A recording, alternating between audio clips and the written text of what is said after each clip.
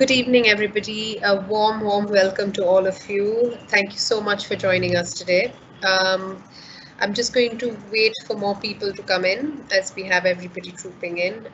Thank you for joining us today. It's really nice to be here for another thematic webinar. This week, we will be talking about computer science. So cybersecurity, artificial intelligence, big data, all those things that I don't understand very well myself. Being a humanities student, I'm really looking forward to this so I can learn a little bit more about these things because we've seen these terms kind of gain in currency a lot in the last few years, and it's absolutely no surprise that these are subjects that are coming up massively in India now, and a lot of you are obviously pursuing these subjects or want to pursue these subjects and would like to know more about studying these subjects in the UK. And that's why we have with us a fantastic panel today from UK universities who will be telling us more about these subjects and how you can go about studying these in the UK, what you need to know. But there's one thing I want to tell you. It's great if you have specific questions about the courses in the universities that we have today. But if you have more general questions about studying computer science in the UK or generally about studying in the UK, please feel free to ask us. There's a small Q&A box that you can see on your screen. It's got a question mark on it. If you click on that, you can type in a question and I will make sure that it is answered by our fantastic panel here. We also will have a lot of your questions answered in the question box, so keep an eye on that to make sure that your question is being answered. So yeah, I'm going to invite everybody to just put on their videos and say hello to everyone. What I also want to do is just set the context for how we will be conducting this today. So we will start with some presentations and then we will break for questions, a few more slides and then questions again.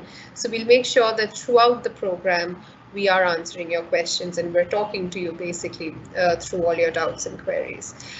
It's a pleasure of mine to introduce our fantastic panel today. We will start today with Falmouth University. We have Joseph Walton Rivers, who's a lecturer at the Falmouth Games Academy. We are also joined by Arav Dugal, who is in the international team and who will be answering some of our questions. After Falmouth, we will have with us University of Southampton, Dr. Christine Evers, who is a lecturer in computer science, and Christine is joined by Donna Haynes, who will also help us answer some of your questions.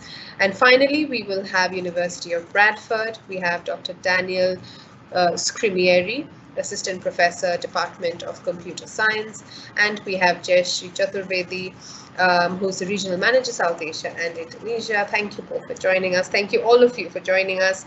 I'm very excited because I know I'm going to learn something new today, a lot of things new, but I know that our students here are from a computer science background and have that learning already. So I think their questions are going to be really nuanced and interesting. And I promise you our panel is very well placed to answer those questions and to help you out. So without further ado, let me first invite Falmouth University, Joseph Walton Rivers, lecturer at the Falmouth Games Academy, to please kick us off. It's great to have you with us, Joseph. Over to you. Hi there. Thank you very much. Can you see the presentation? Let me just... Yeah. Oh, it's right. Yeah, it's right. There it is. There we go. Great. Perfect. Yeah. Cool. So, as you've already said, my name's Joseph. I am based at Falmouth, doing computing courses. My background is games and AI, which fits in quite well with what's going on with Falmouth. So, to give you a sort of overview of our courses at undergraduate level, our sort of longest running sort of BSc course is our Computing for Games course, which is sort of a computer science-like course applied to games technologies, making games. We've got two new courses that are starting up this year. We've got our robotics course, which is more of sort of a hardware-focused robotics components, that kind of work. Our computer science course, which is a sort of generalist computer science course, obviously integrated into our Games Academy. Immersive computing it's a little bit of a strange one. That's a VR course. And what's quite interesting about that is that's applying VR technology. And when I say VR, most people will think about sort of gaming and that kind of area, which admittedly is an area which immersive technology and VR is becoming quite popular in. But there's also areas outside that people don't often sort of associate with sort of VR. And actually, one of our most successful projects was to do with museums and doing VR in museum setting, which is pretty cool. And finally, we have our BA ONS, which is our game development programming course, which is similar to our computing for games course, but it has sort of more game theory, as in theory of games, not mathematical game theory, component to it, rather than focusing on the sort of more mathematical aspects in the computing for games course. All of these courses have a very similar first year, so you can swap between them if you sort of start the course and I quite like robotics, but actually I think computer science is more for me, or vice versa. Some of these options, computing and computer science and robotics, also have sandwich versions, which means you spend a year in industry as well. Okay, so when I say computer science, most people obviously they think code, and yes, code is a very important component of doing computer science, but it isn't the only component. Actually, what we spend most of our time doing is actually solving problems, and the actual writing of the code is actually a very, very small component of what we actually do. There are lots of sort of interesting ways that we can use both the emerging technologies and established technologies within games and outside of games to create sort of interesting solutions to problems and sort of try and embed those sort of interesting solutions in our work is kind of one of the areas that we're quite interested in at Falmouth, sort of a creative approach to computer science. At Falmouth, one of our strengths, and actually the reason why I wanted a job here, is that at Falmouth we don't just sit in sort of a box of computer science. We work with artists and programmers and animators and writers, which I'll go into in a little bit. And so you're working with people across different domains, which is really quite cool. And as I say, it's this kind of creative aspect to our courses. At Falmouth, there's this focus on doing it for real. What does that mean? Well, it means right from day one, you're making games. This is Infinite Bounty. It's a game by our third years. Jamie and Byron, two programmers on this team, along with obviously artists and writers.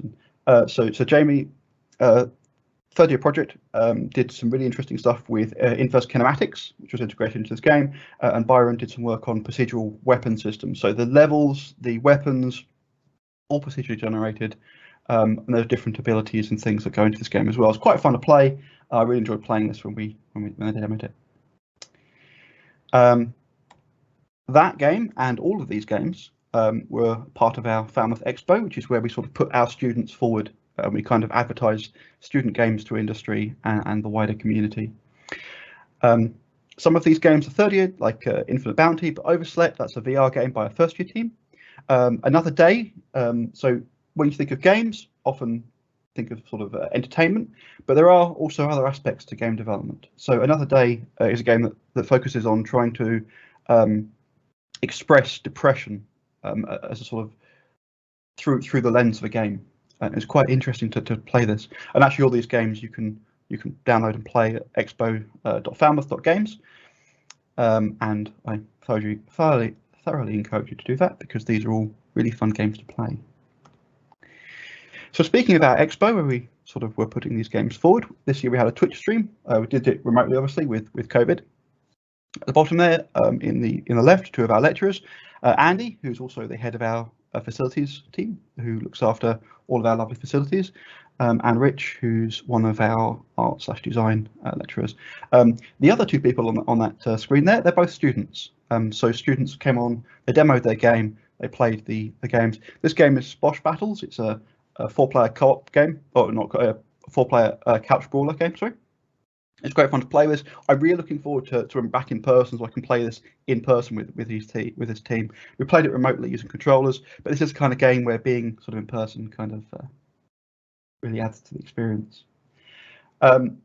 So we also had talks from industry, a keynote that my colleague Nick chaired with Troy Baker, who was the voice of Joel Miller from Last of Us, among many other projects. He has a very long and very interesting amount of work behind him. And also from streamers such as Captain Falcor, who's a Sea of Thieves streamer that Nick knows quite well.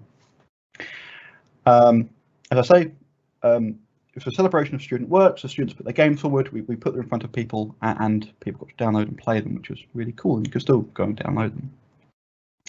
At Falmouth, we have lots of industry connections. As I was mentioning, we sort of work with museums, so called Museums Partnership, and there's a project called the Wave Project, where we're looking at immersive VR technologies for sort of museum exhibits, and we're actually working on a couple of sort of photography exhibits with working on a couple of photography exhibits with the photography department. So not only do we work in the department across disciplines, we also work across departments, and some of our new courses or some of our new course structures that we're planning on taking on for next year will actually feature that as a more integrated component. So you'll be working not only with people in sort of a games context, but also and obviously wider computer science context, but also across different disciplines. There's some really cool projects going on. There's with our film department, there's this plan to create sort of a large database of mocap data, so it can be integrated into projects, both for sort of pre-cleaned data that's all been sort of checked and made sure it's all usable, and uncleaned data that can then be used for analysis, cleaning up by our animation students. So we're going to have that resource available, and I'm really quite interested to see where that goes. So how do we go around developing these games? I mentioned the sort of interdisciplinary teams. This is one of our teams working on one of their projects. It's like a first year project. So you're making games right from the sort of year one. You're embedded in teams and you're making projects. I say games, obviously not just games, but given our background, that's usually quite a large focus of them. And so we have artists and designers and writers and programmers. And if you look at our course offerings, what you'll see is we have a list of degrees which are very much interconnected. They're sort of game development, colon, and then one of these disciplines. And they work together to create these really quite cool games. And I'm really very proud of the games that our students make. They're really very fun to play. Lots of very interesting ideas and sort of development going on. The Games Academy itself. Obviously, I mentioned we focus on sort of practical experience. So you're making games, you're developing a portfolio of stuff that you've made, all the way from sort of the first term, first study block as we call them, all the way up to the day that you leave. And so when you leave, you've got a large portfolio of, oh yes, no, I've worked on that. I've worked on with this particular technology. Here's my project, and obviously with integration with other courses, often there's quite a lot of cool effects going on there. Industry standard tools that you'd expect. So we use Git. We've got sort of industry standard IDEs. So we've got Visual Studio Code. We've got Unity, and we've got Unreal for game dev. We've got Node.js, as you expect, for doing web dev. I've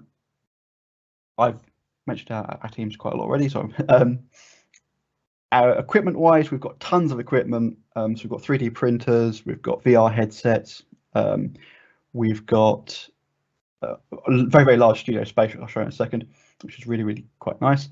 And in that studio space, which is this space here, we have different areas. So different teams would usually be in a different area. They'd work on their games, and they'd obviously collaborate across teams as well. So, I don't know how to do this thing. Or have you spoken to so-and-so? They've done that, or often staff will be around. Our technicians are often around as well. There's like Cintiq tablets for doing graphics. We have dev kits. We've got audio. We've got Macs. It's a really cool space. Standard debugging tools you'd expect. We've also got a test bench, which is new for this year, so you can test out equipment, make sure the equipment's working. And we have lots of discipline-specific equipment. Speaking of discipline-specific equipment, Immersive Lab. So I've had the pleasure of teaching on our VR courses this year. This is our immersive space. It's in our design center. And essentially, this is a room which is set up to do VR headset tracking. So there are four areas, each of which have got appropriate base stations, different kinds of headsets. So it's not just one variety of headsets, there's also freestanding headsets. These partition walls that are made of foam, you can move them around to reconfigure the space to suit your needs. What's quite fun about this is because of our research projects, We also had, for ages, we had a wireless telegraphy machine. So a machine for doing telegraphy, which was connected to a computer over Bluetooth for a museum exhibit. So you're kind of teaching, and there's this really quite strange mixture of really old technology and this kind of really up-to-date technology that were being worked on, which was quite fun. So this space is for VR development, used by both the immersive VR students and one of the optional modules for second year.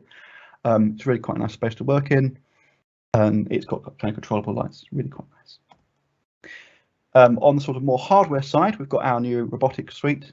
So we've got electronics kits for doing obviously electronics, so that's what you expect, resistors, LEDs, etc. We've got a couple of robotic arms. There's one on the other campus as well, which I know my colleague Matt, who's taking a very active role in leading this project, is focusing on.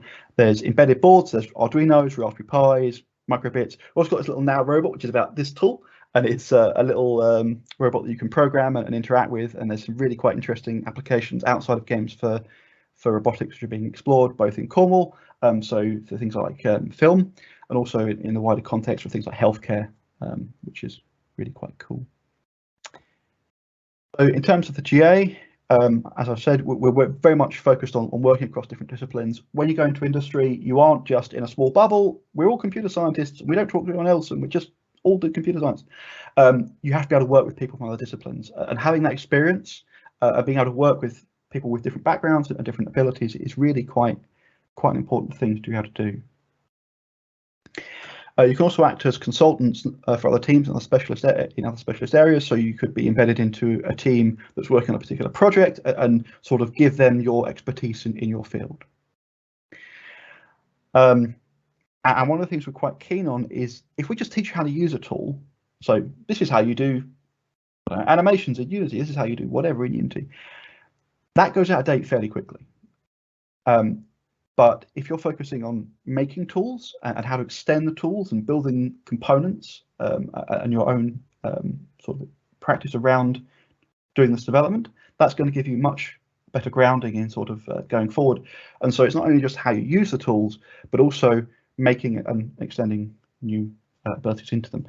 There's a first year student who's working on a little AI routine. So his team, they've only got a couple of programs, got tons of designers. So he built this little tool, and you can sort of connect up AI modules together to create more interesting behaviors. And because it's graphical, you can give it to the designers, and the designers can then integrate that into his game, into their game, so they can sort of work on these quite interesting, quite intricate projects, which are not only useful for their project now, but also very useful for them going forward into the rest of their course.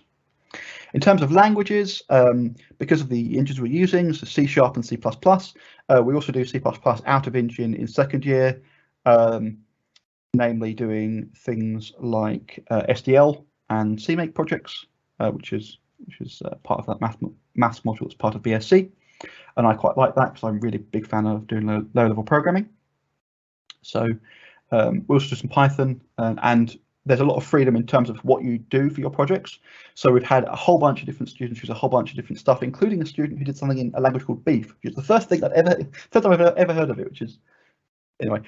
In terms of assessment, our modules are 100% coursework. We use soft scaffolding, so you have a academic tutor there, but you're sort of encouraged to explore beyond what's being taught, really kind of explore what's being done. Try to reflect industry for our projects, so practical projects, programming assignments, technical papers, and portfolios of specialist work, and that is me. So thank you very much.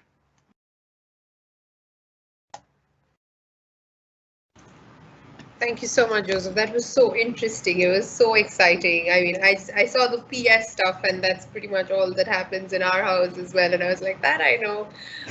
But just really goes to show that, you know, I mean, you also mentioned healthcare, that everything around us, we think a computer is just something that we work on or we study on, but really it's in everything that we do.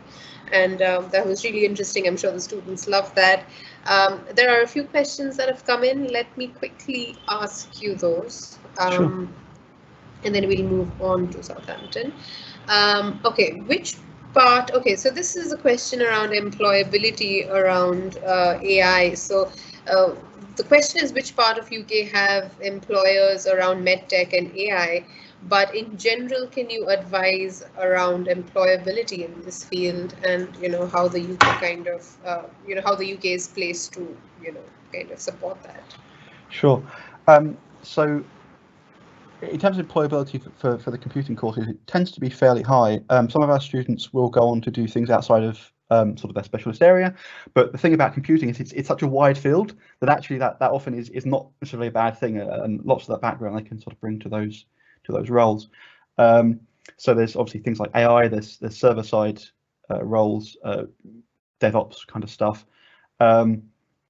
Also sort of general programming. I don't know why lots of the people I sort of know end up in like banking roles, which working on like large scale systems at banks. But I mean that's quite interesting work. But yeah, so it really does open up a lot of avenues, including banking. There you go.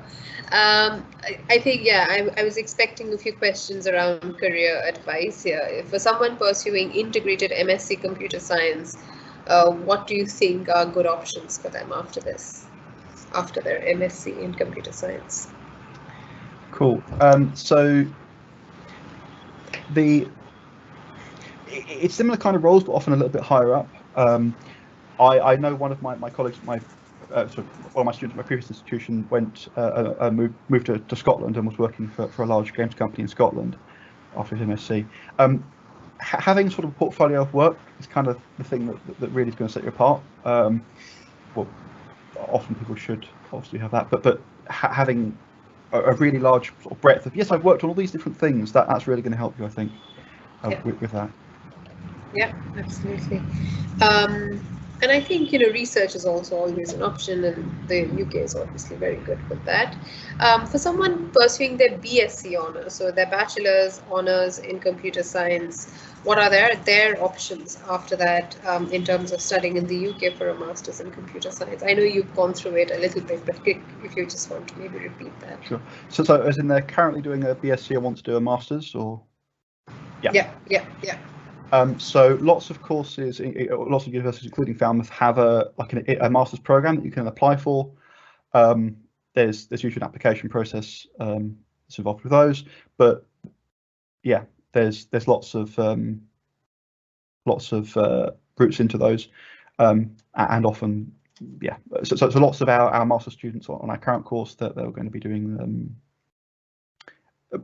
AI masters and a design masters. Our AI masters, lots of them have sort of either games background or yeah, that makes sense. Scholarship opportunities in Falmouth. Oh, Arav has just come in with a reply there, so brilliant. Thank you, Arav. I hope that's useful.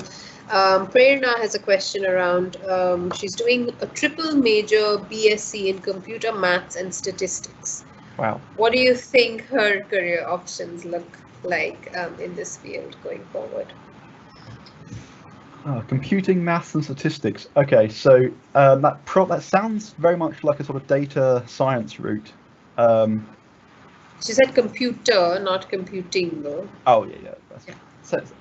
But kind of programming with maths and statistics, that very much is kind of in data. That. Yeah. And there's actually a fairly large call for that kind of work. So that kind of background would be quite useful for that. Great.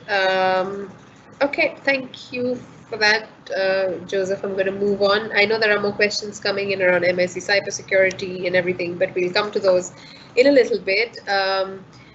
Let me just quickly invite our next panelist, Dr. Christine Evers from your University of Southampton. Christine, if you're happy to, great, I can see you. And if you want to share your slides, thank you so much for joining us.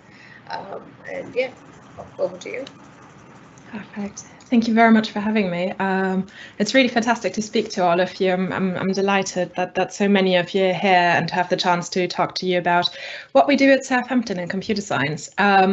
I kept my talk a little bit more focused on the postgraduate level, so I will be talking about the TOT programs that we do and the infrastructure that is in place for research programs, so PhDs, and what comes beyond. And as an example, I will provide basically my research. So hopefully that will give you an overview of the type of work that we do in Southampton and how this links in with your research interests or your technical interests. So to start off with, the University of Southampton provides a very unique environment for your studies in computer science. We've got extensive facilities, which really make the university quite unique. Within the School of Electronics and Computer Science, which is where I'm based, we offer top postgraduate courses in, for example, data science, artificial intelligence, cybersecurity, and software engineering. Across those programs, you can select from a very rich set of module options, and these range from deep learning to reinforcement learning, game theory, data mining, as well as semantic web technologies. The modules are very largely designed by researchers, so our professors and lecturers design modules that are very closely linked to their own research areas. So it gives you a very good impression of the vast range of research we do and the expertise that we actually host within electronics and computer science at the University of Southampton. If you're interested in doing more research activities, we also have a very excellent infrastructure in terms of the centres that we host. The University of Southampton hosts the UK Research and Innovation Centre for Doctoral Training and Machine Intelligence for Nanoelectronic Devices and Systems. And since this is quite a mouthful, it's called the Mind CDT. And this is led by our CDT director, Professor Timothy Norman. The thing that really sets Minds apart is that it's the only centre for doctoral training with a focus on AI and engineering. So it's very much at that intersection of computer science and electronics, which very much plays to the strengths of the University of Southampton, since we host one of the biggest electronics and computer science departments, so the School of Electronics and Computer Science. So the Mind CDT provides a student-tailored interdisciplinary training program, by which I mean that very much this program is focused around the research interests and the training needs of our students. The research themes are actually reaching across 4 areas, which you see on the right-hand side of this slide. So we deal with task-optimized devices and systems, agent-based adaptive systems, nanoelectronic technologies for AI, as well as embedded AI. So embedded AI being things like robotic systems or IoT systems as well. The Mind CDT provides access to industry advisors, and this is quite an important thing. So a lot of our students are actually linked up with an industry partner who acts as one of their PhD advisors, and that really creates very close connections between our researchers, our future leaders in the fields that we are training, and our industry within the UK, as well as the industry needs within the UK. Of course, for you as students, this is a fantastic opportunity to get involved in internships and student placements during your studies, and also to perhaps open opportunities for future employment by industry partners. We also have a very strong framework for mentoring of the students, which also includes outreach and schools programs. So our students, as well as our staff, go out to schools, to universities, and to the public to really interact with different stakeholders and gauge what the impact of our research is on society to ensure that research is socially beneficial. In addition to the Mind CDT, in collaboration with the University of Nottingham and King's College London, the University of Southampton hosts the UKRI Trustworthy Autonomous Systems Hub that is led by Professor Savapali Ramchan. The Trustworthy Autonomous Systems Hub, or the TAS Hub, is one of the world's largest research programs in trustworthy AI and autonomous systems. The hub is a £12 million strategic investment that is funded as part of the Strategic Priorities Fund. And the ambition of the TAS Hub is to deliver world-leading best practices for the design, the regulation, and the operation of socially beneficial autonomous systems, which are both trustworthy in principle, but also trusted in practice by individuals, society, as well as the government. The TAS Hub embodies is quite a big undertaking, and it's also linked to the TAS nodes, which you see on the right-hand side here. So at the core of this entire program, we have the hub, and then we've got 6 nodes that each focus on a different aspect of socially beneficial AI, including trust, resilience, functionality, security verification, as well as governance and regulation. To bring together this rather vast network of researchers as well as industry partners, the TAS Hub embodies research programs that fund research activities. It also provides an advocacy and engagement program to promote public creative adopter and policy engagement, and it incorporates a skills program, which includes a doctoral training network. So the doctoral training network is probably most relevant to you at this stage. And this training network aims to give students the opportunities to network with, as I said, a very vast network of researchers and practitioners, to engage with our industry partners, but also to present their own research to different audiences that cut across disciplines such as engineering, computer science, but also sociology, psychology, as well as law. So really the TAS Hub is trying to provide and is providing an atmosphere and a research environment that brings together experts from very different disciplines, all of which impact on the aspects of trust and trustworthy AI. To give you an example of the research that we do at the University of Southampton, my work is in machine listening with a specific focus on robot audition. So in other words, I develop algorithms that allow machines to make sense of life and sound. Now, sound, why do I deal with sound? Why not vision? Well, the key is that sound is used in nature to communicate, to detect salient events, to track, to evade threats, to self-localize, and to navigate. So clearly, given how important sound is in nature, the ability to listen is a fundamental prerequisite for artificial intelligence. And intuitively, actually, we as humans expect machines to be able to listen, to make sense of sounds, and to make decisions based on the sounds that we can hear. The problem is, if you've ever used sound-driven technology in the wild, you will probably have experienced some challenges, and specifically in everyday environments, for example, in our homes, in restaurants, in offices, or in public spaces. The microphones of a machine pick up the signals from multiple competing sound sources that are active simultaneously.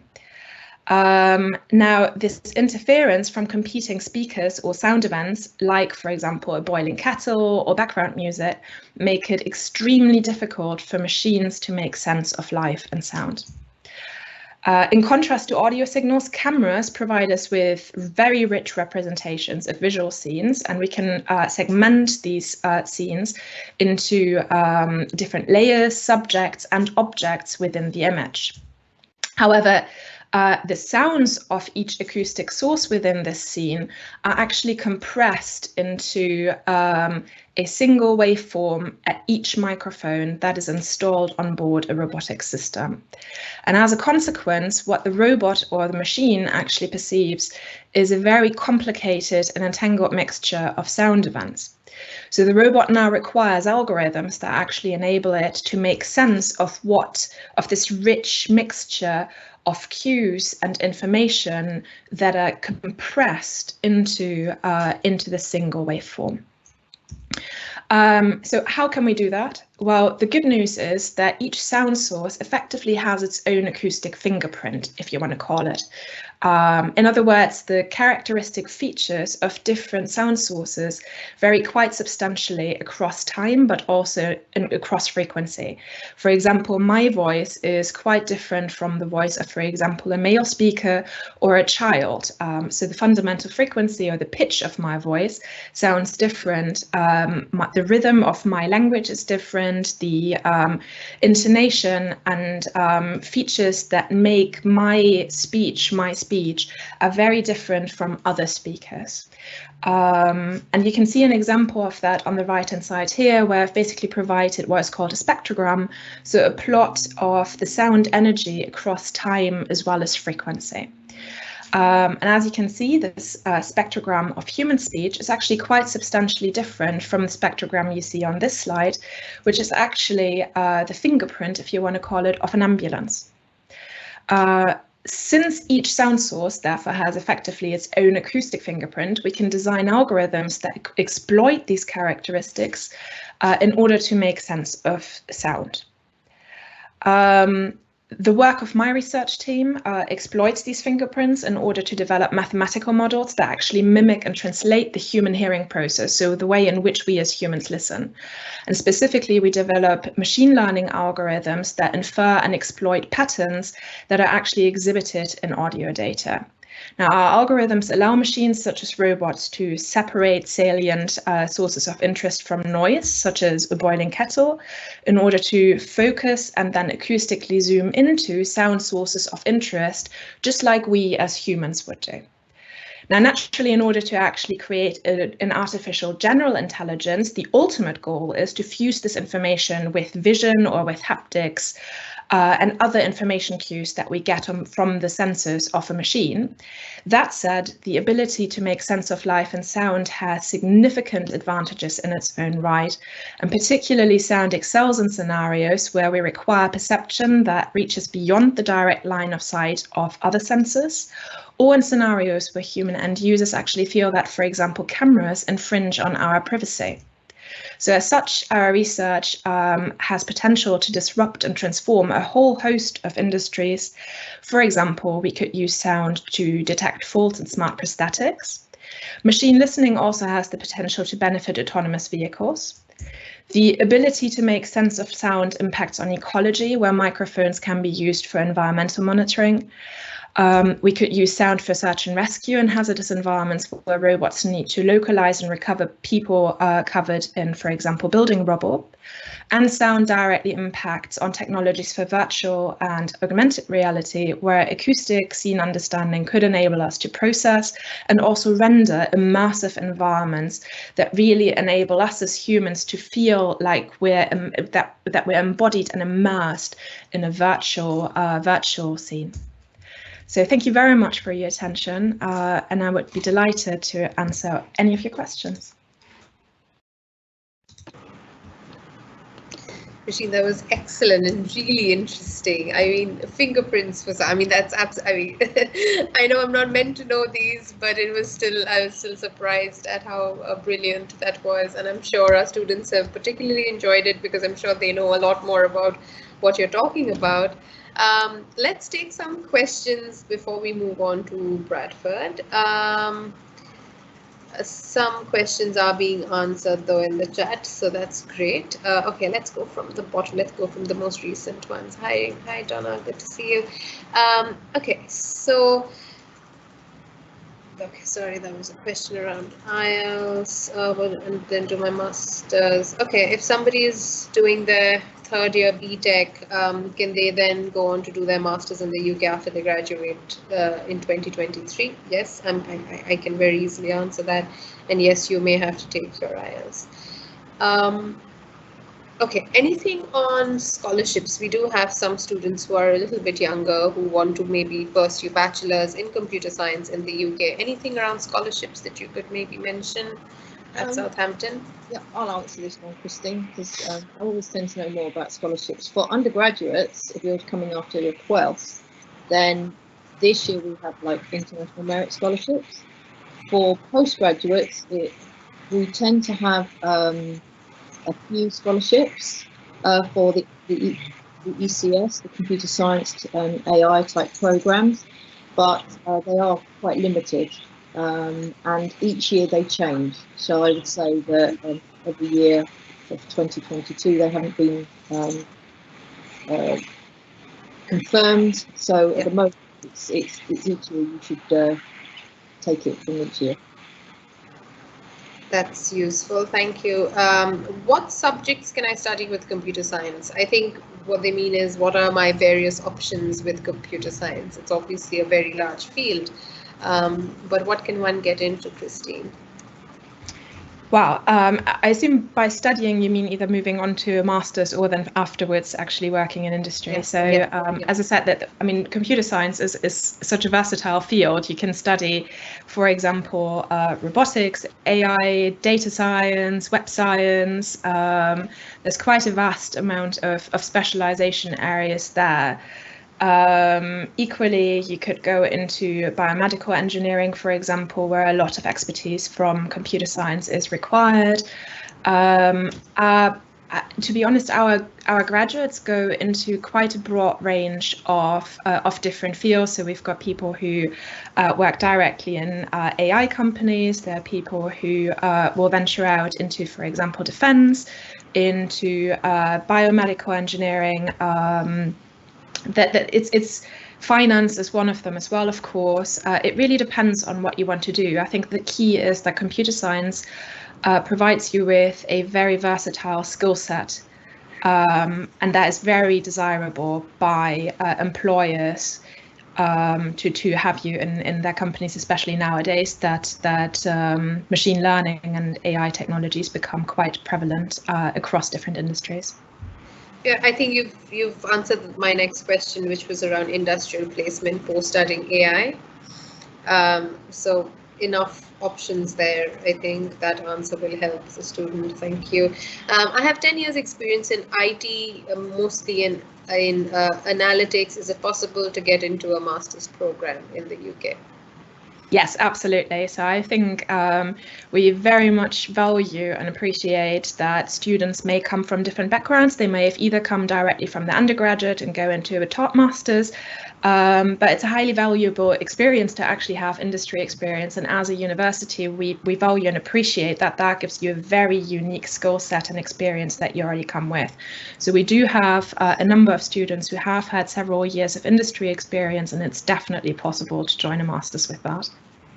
And also PhD, by the way. Yeah, research as well. Yeah, Donna, I think the next one's for you. Can someone accept an offer without receiving the final results yet of their undergraduate? I think that's going to be a common problem in India this year as well. Yeah, I mean, as a student, if they haven't got their either provisional certificate yet or their final transcript, they can accept the offer.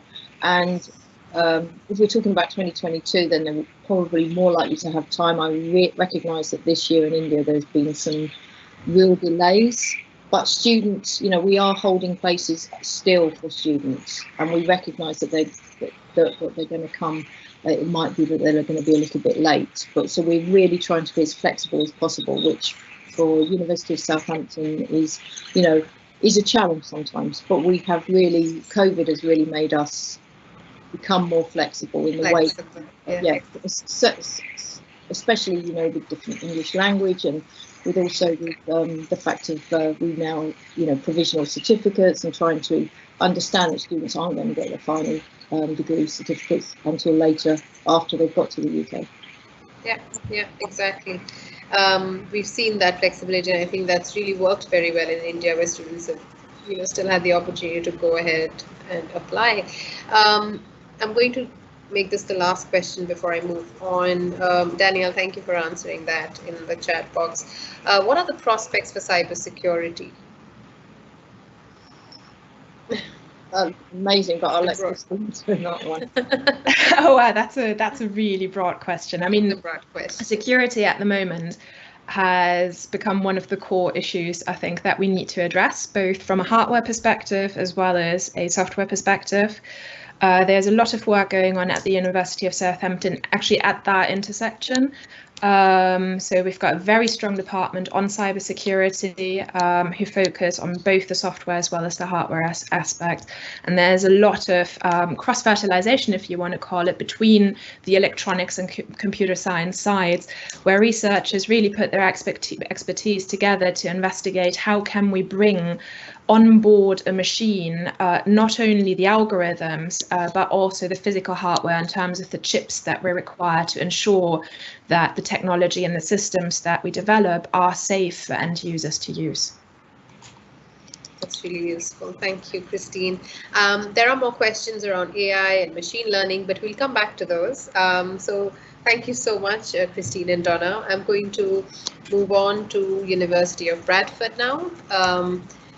May I invite Dr. Daniel Scrimieri, and Jayashree will probably come in a little bit later, but Daniel, do you want to take over now? Thank you. Thank you, Atri. I'm going to share my screen now. Okay, can you see my screen, my presentation? Yes, yeah. Perfect. Thank you very much to the British Council for organizing this interesting event and for inviting me to give me the opportunity to speak about computer science at the University of Bradford. My name is Daniele Scrimieri. I'm assistant professor in computer science. I'm also program leader for BSc Computer Science for Cybersecurity and MSc Cybersecurity. The Department of Computer Science at the University of Bradford is one of the oldest in the UK. We started to offer our first master's course in computing in 1967, and since then we offered a range of both undergraduate and postgraduate courses. All our courses are research-led because all our members of staff do research in addition to teaching. That means that you can get an insight into the latest developments and the latest information in the field. Most of our programs are accredited by the BCS, the Chartered Institute for IT, that proves that our programs meet the latest academic standards.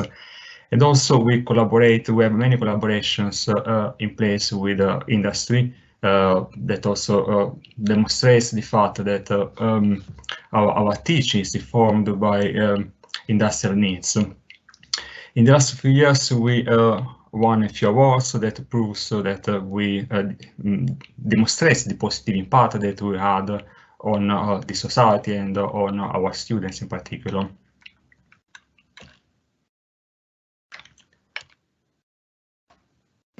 Sorry, some problem with going to the next slide. Okay. Oh. Okay, yeah, there you go. Before going into the details of the various programs, I just would like to say a few words about why studying computer science. We know how important computers are in our everyday life, but computer science is not just about use or understanding computers, it's about developing new solutions and having a positive impact on our society to improve the quality of our life and the life of other people. With computer science, you can really shape the future vision of computing, and you can develop, for example, your own software, your own apps, as opposed to receiving the applications developed by someone else.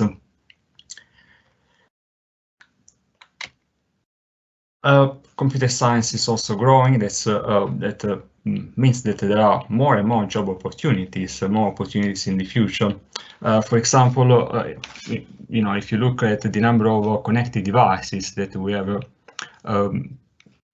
the moment, that's something around 50 billion, which is double the number of devices that we had only a few years ago.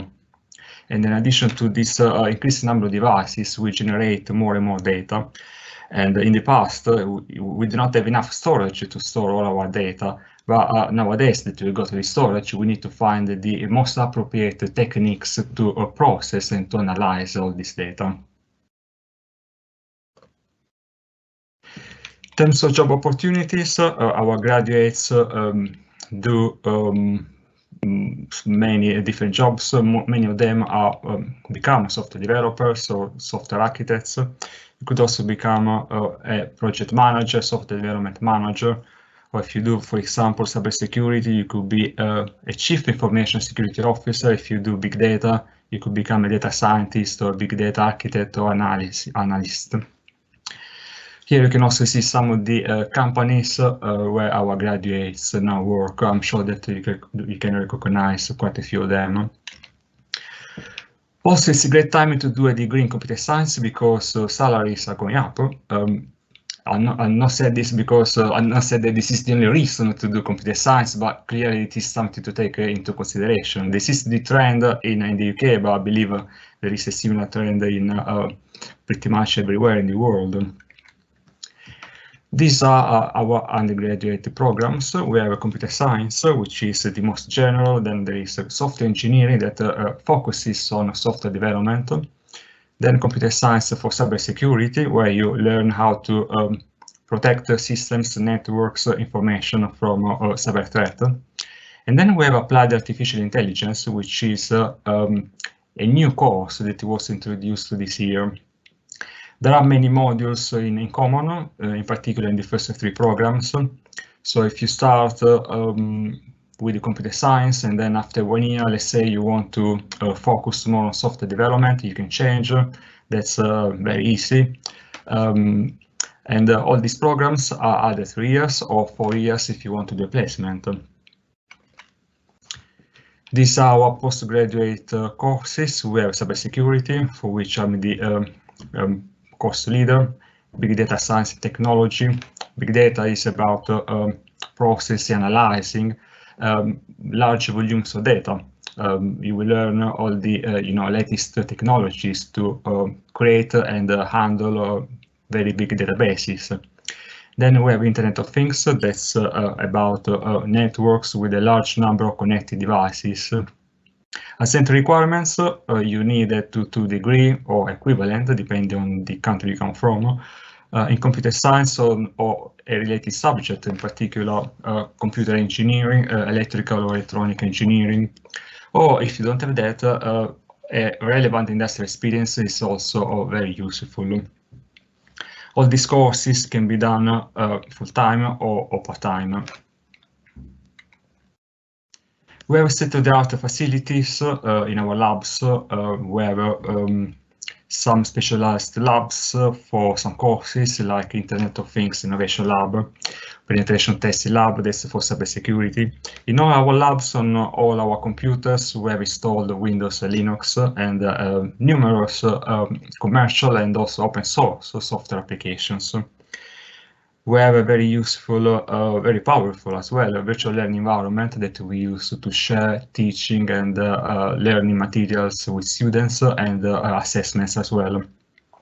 And we provide virtual server technology to our students so that they can connect remotely to the university servers and run remotely software that we got installed on our computers instead of installing this software on their home computers. We have a computer enterprise center where we run projects that we receive from our industrial partners, and our students provide the solutions to these to industrial problems under our supervision and with the input of experts from our industry advisory board. We have many international opportunities. You can spend some time, even 1 year abroad to study, to do a placement or internship, or even some volunteering activities. We run exchange programs with many countries in the world, so you can go pretty much anywhere in the world, and that's very good for you to boost your CV, to develop new skills, and to expand your career prospects. There are quite a few other activities. There are some student societies. Some are associated with the Chartered Institute for IT or with the Association for Computing Machinery. We also run quite often seminars where we invite experts from industry or research, and we also have hackathons and game-a-thons. As a scholarships, we offer a large number of scholarships every year. They are awarded on the basis of academic excellence, personal circumstances, or economic hardship. Some scholarships are available to only in certain subjects or to students of certain countries, but there are also, including India in particular, but there are also scholarships that are available to everybody. You can apply for more than one, but you can get at most one. There is, if you're interested in this, on our website, you can find all the information and all the criteria for each type of scholarship. The campus is in the city center. It is, and unusually, it is very green, being a city center campus. It is very environmentally friendly. You can find everything on campus, all the shops, all the basic shops. So there is a library that is open 24/7, where you can go study, use the computing equipment, even borrow a laptop, and if you need one. There are also many other areas where you can socialize in addition to studying. There are bars, cafes. There is a sports center on campus. There is also a sports park at walking distance from the campus. Bradford is a very diverse and welcoming city. The living costs are very affordable. There are many students from all over the world. I think there is at least, don't know, something like 20% students from overseas or something like that. And all the many countries in the world, many cultures, religions are represented in Bradford. There are also many very good, excellent, actually, transport links to nearby cities and to the main, most important, famous places in the UK. It's 20 minutes from Leeds, 1 hour from Manchester. There is an airport, Bradford Leeds Airport. There is also 1 hour by car at Manchester Airport. And finally, if you don't want to spend too much time in the city, there are also beautiful national parks just outside Bradford. Thank you very much. I'm happy now to Daniel, I think someone just wanted to see the job opportunity page on your slide, if we can just go there quickly. While you do that, I'm going to just quickly take some questions to all of you. If I may just request all the universities to really come on.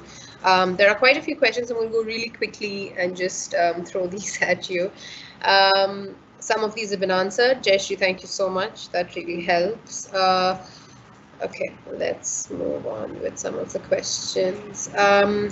This one's for Southampton. Is there any conversion course available for AI-related master's program? No, not currently. But so I just answered that quickly. Thank you. No, that's still useful to know. Daniel, can I ask you the next one? Could you please differentiate between pursuing data science and AI? Or if someone else wants to take it. Yeah. Go on. So AI is more general. Data science includes machine learning, that is a part of AI. So there is an overlap. There is a big overlap. They're not exactly the same. Data science uses AI, artificial intelligence, but also mathematics, statistics. Let's say, so data science, as the name says, is more focused on the data, analysis, processing of the data. Artificial intelligence can be about that, but includes also, software development and algorithms and intelligent techniques to program, computers, robots, for example. Okay. Yep, very useful. Thank you. This is to everybody. Is there any conversion course available for AI-related masters? That's a no from Bradford. No from Southampton. Anything from Falmouth? I don't think we do. Sorry, Arav, I didn't get that. No. Was that a yes? That's a no? No, I don't think we do either. But if the student wants to, I'll still reconfirm once. But if the student wants to get in touch with us, Yeah, and we've shared everyone's contact details here. So any student who wants to get in touch with the universities, please do so. You're going to get an email after the event with the relevant contact details for every university. please do get in touch and ask anything that you maybe missed today. There's both robotics and AI program. Okay, are robotics and AI programs available for computer science graduates in the UK? Yes, for Bradford, Southampton, and Falmouth. Robotics and AI programs are both available. Yeah. So we have an AI program. We haven't got a robotics masters. We have got a robotics undergraduate at the moment. Okay, this is an interesting one. Donna, did you want to come in at all? We don't have robotics, but we do have embedded systems. Well, we do have IoT, and then we have AI. Okay, no, that's great. This is an interesting one. Christine, maybe I can come to you with this one. Any AI research-oriented university or AI research-oriented studying which works alongside law. So is there any scope of kind of merging law with, AI, and, what would that look like? So I think this is very much aligned with what I mentioned about the Trustworthy Autonomous Systems Hub. So Southampton is very strong in AI, and we've got an excellent reputation for AI. For the TAS Hub, which is this hub that brings together interdisciplinary researchers, there's a very strong community of legal experts in there as well.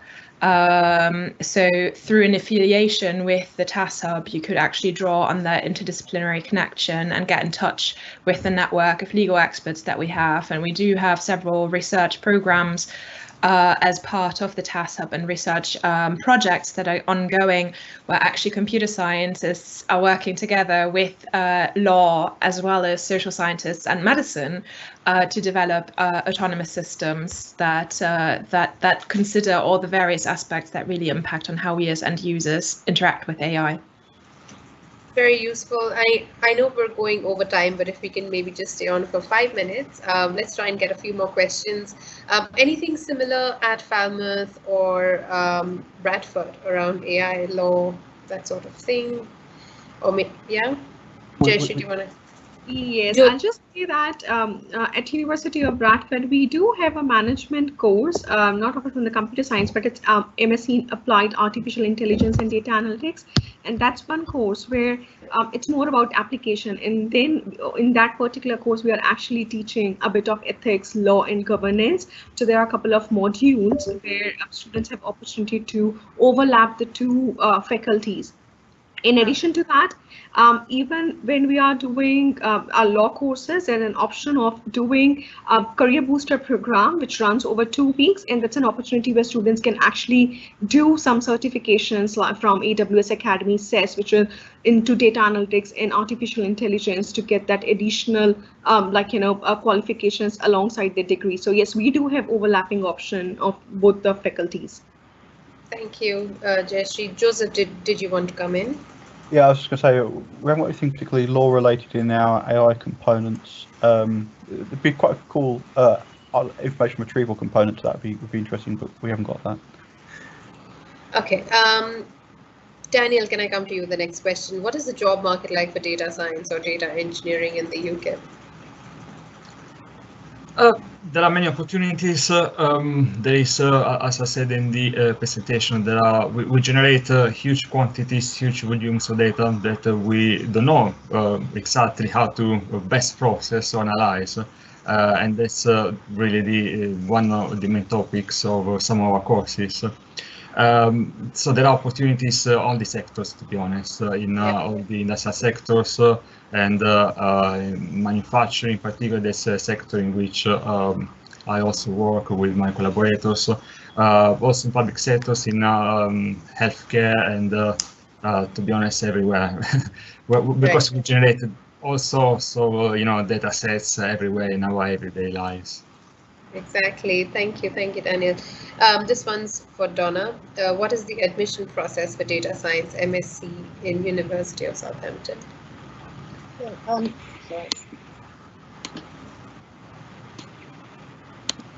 I can't unmute. We can hear. Oh, right. So it says I'm muted. Okay. So basically, you would apply online through our portal. There is a £50 application fee, just to let you know. So, have a look at the entry requirements. It's very clear what sort of programming you need, whether you need it's maths, so you may need to experience some algorithms, something like that.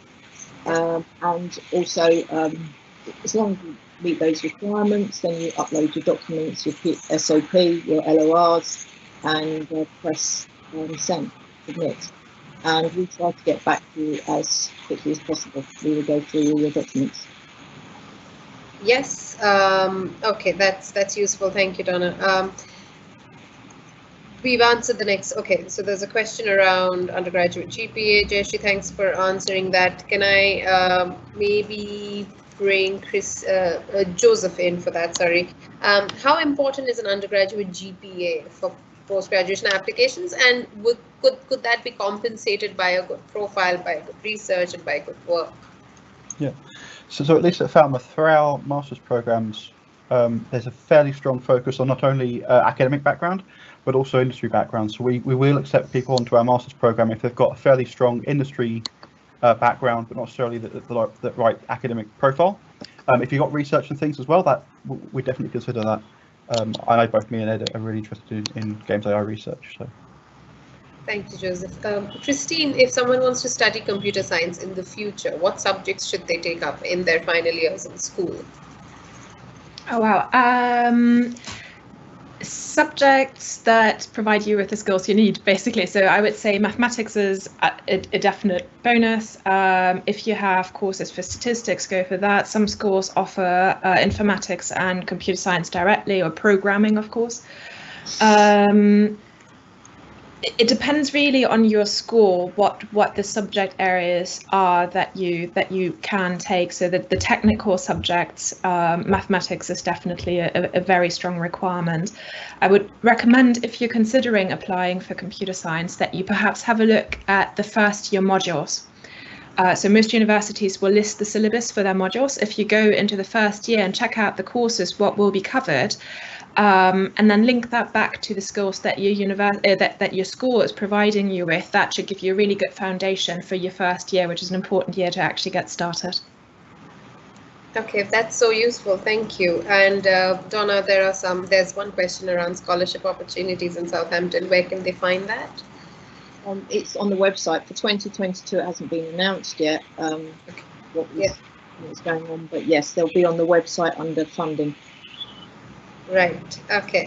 There were more questions around the job opportunity slide from you, Daniel. But I think what we'll do is we'll be sharing a recording of the session with the students, so I'm sure they'll find it then. If I can bring the last question to you, Daniel, job opportunities and prospects for cybersecurity in the UK or even globally. I know you mentioned it, but there are the questions. Yeah. So cybersecurity. It is becoming very popular. In the past, we always had security problems in our networks, but nowadays we've got everything is connected to the internet, so that means that everything is exposed to cyber threats, and everything has to be protected.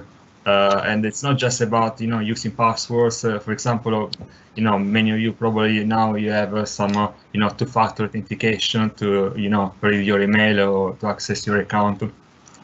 So there are always new attacks, and we need to provide new solutions, new mechanisms or defenses. And this affects all organizations, private, public, in all the sectors. Every organization has got a network, something to protect systems, networks, information, confidentiality information, need to encrypt, confidential information. So there is a lot that is going on. So there is really a boom in opportunities. Probably, I would say, arguably more than others, computer science areas. Brilliant, thank you, Daniel.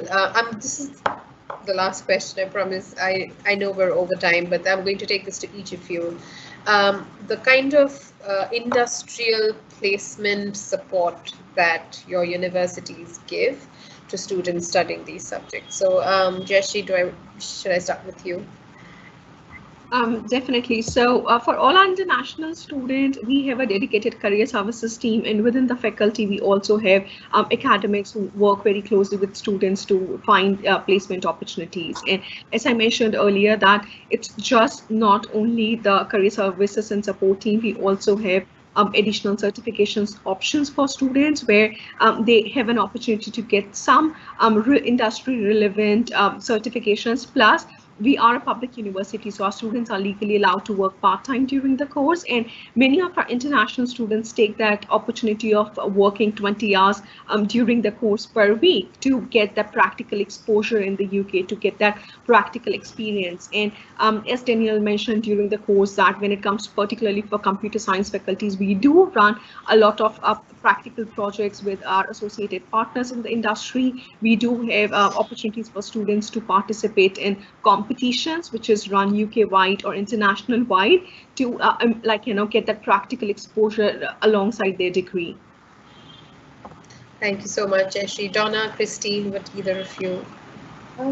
Well, from case studies, I will agree with Jayashree that part-time work, the electronics and computer science have their own careers hub, and they work very closely with industry. But from my knowledge of Indian students from last year, one student was offered a job in March. He's taken it up in October. IoT student who graduated in September last year, so he went through the whole COVID, now working in London. An acoustic student, recommending acoustic and engineering because it's Christine, he got offered 3 jobs. So they're getting the jobs, they're getting the placements. And in the UK at the moment, there's around 100,000 tech jobs being generated each month. Great. Joseph, for Falmouth? Sure. So integrated into our program, we have the opportunity for live briefs. So that's when you're working with a company on a project which you could then have academic credit for, which is quite cool. We also always do some of our research projects, but some of the timing this year didn't quite work out with that. I've also known students that do contract programming. So they'll work on a project, obviously a finance project, with a local business. So there's quite a few students that do that. There's fairly strong competition for those roles, as you can imagine. And obviously there's other roles in the university and things that people can apply for. But we also have an immersive business centre. I'll get told about it a bit. It's kind of like local businesses coming in to do sort of VR, AR, museum stuff, and they can work with local companies as well on those.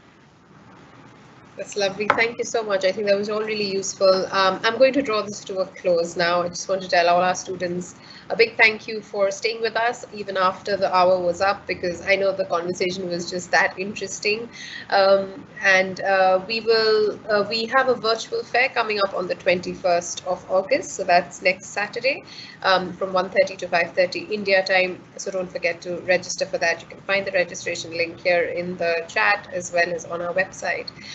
You will get a recording of this session. You will get the email. So feel free to stay in touch with the universities and do let us know what you thought of the session in the feedback form. Thank you, everybody. Thank you so much for being with us today. It was an excellent session, and have a great weekend. Bye, everyone. Thank you. Thank you.